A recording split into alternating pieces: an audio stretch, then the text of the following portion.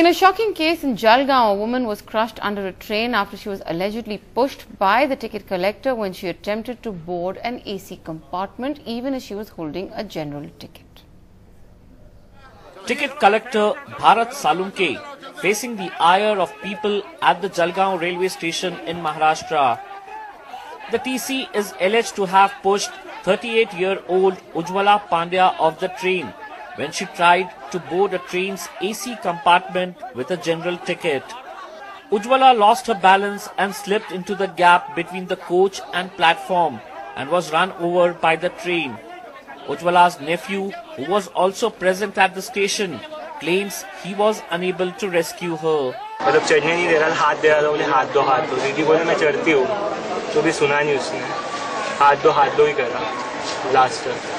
गिरने के बाद में भी वो मतलब वैसा भगा, उसने सबने देखा, हमने देखा, उसे गिराया। Angry passengers then tracked down Salunke, who was hiding in the pantry car.